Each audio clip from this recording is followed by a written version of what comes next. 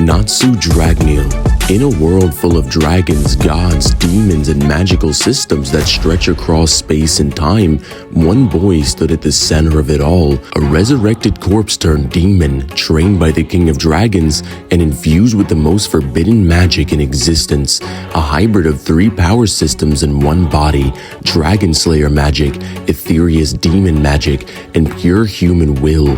Natsu isn't just a regular protagonist, he's a time traveler, a dragon's heir, a demon weapon to kill immortals, and by the end of the original fairy tale series, he becomes one of the most broken characters in his verse, burning through fifth-dimensional structures and overpowering gods with emotion alone.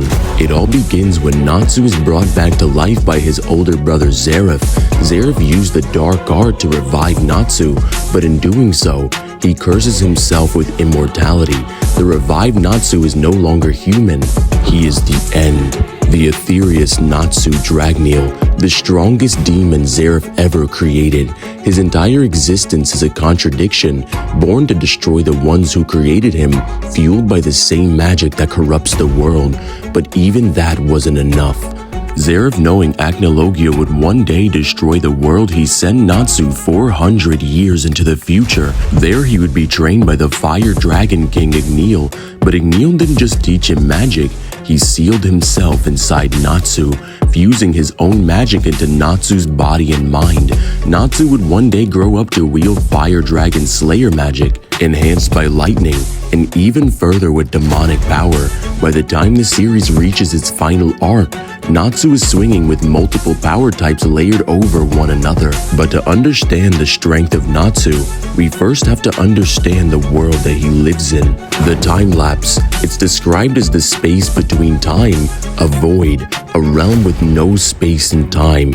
In simple terms, it's a dimension that exists outside of 3D and 4D physics. Time doesn't flow, space doesn't exist, and yet, time magic still functions inside it. That alone means time magic exists on a higher dimensional scale. If a power can exist without time or space, it's by definition beyond the 3D and 4D constructs, making it fifth dimensional. His brother Zeref taps directly into that source. He absorbs the fairy heart, a near infinite energy source, and uses its power of the Neo Eclipse, a spell that resets the universe, not destroys it, resets it.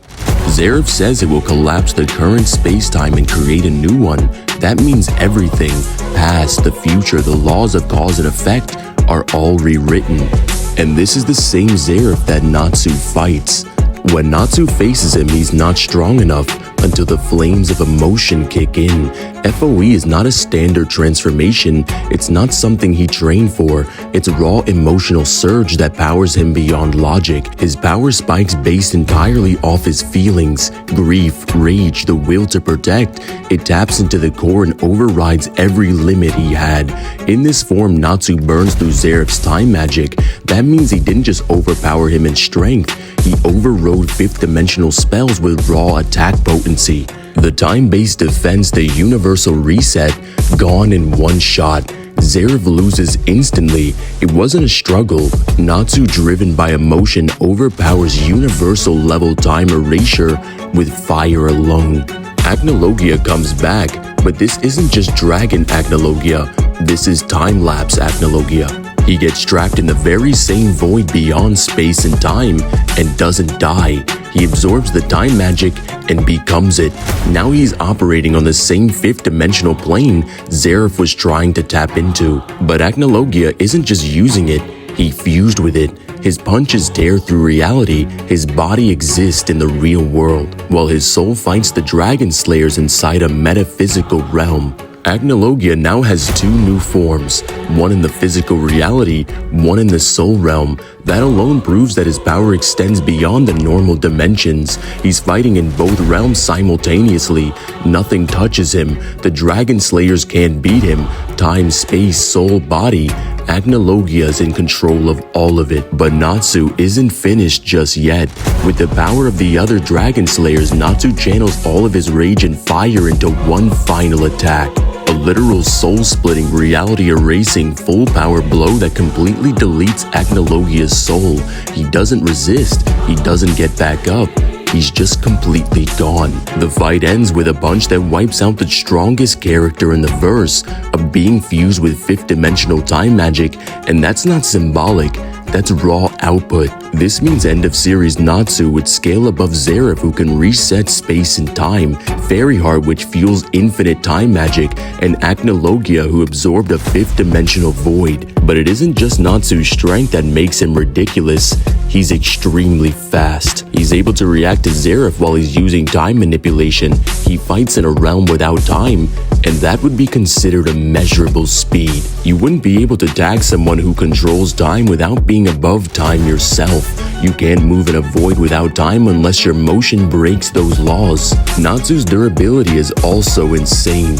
He takes hits from Zeref and Acnologia, both of whom operate outside the base dimensions. He takes soul damage and survives magic meant to erase timelines. His body can handle forces meant to reset existence, making his durability beyond the baseline fourth dimension. That's a higher dimensional resistance. He doesn't rely on artifacts. He doesn't need a magical circle or enchantment. His power comes from within, from his dragon training, from his demon blood, from his grief, his anger, his pain, from fire. Natsu also possesses ridiculous abilities. His Fire Dragon Slayer magic grants him enhanced strength, durability, and fire-based attacks that can eat other flames and increase his power. He also has Lightning Flame mode. After eating Laxus's lightning, Natsu gains a hybrid mode that multiplies his output and speed. Etherea's Demon mode boosts all of his stats and grants access to demonic power. Flames of Emotion, a temporary form that exponentially amplifies his strength based on emotional intensity. Resistances to soul, time, and space magic due to fighting Acnologia and Zeref. And his final attack, an amplified soul-targeting fire punch that deletes Acnologia by bypassing both physical and spiritual defenses. Meaning even if you were dead and your soul exists in the afterlife,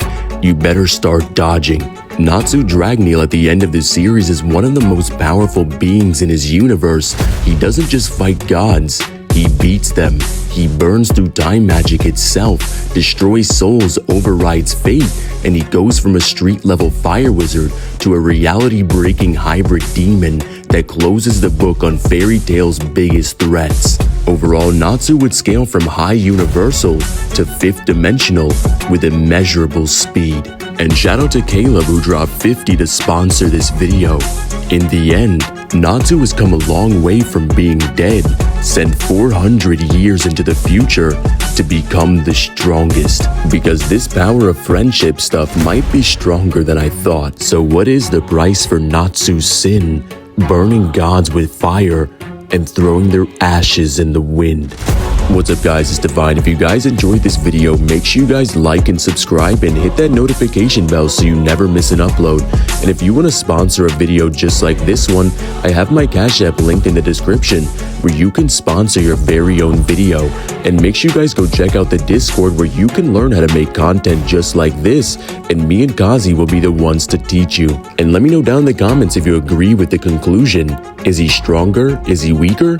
Or did I get it just right? And let me know down in the comments who is your favorite character from Fairy Tale and which character should I do next. And if you want to see Natsu in a versus matchup against other anime protagonists like Naruto, Luffy, or I don't know, maybe even Goku, let me know who you'd like to see because those fights are pretty interesting.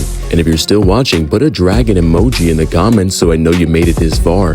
Love you guys. And let me know down in the comments out of the countless characters that you know, who can defeat Fairy Tale's salamander, Natsu Dragneel.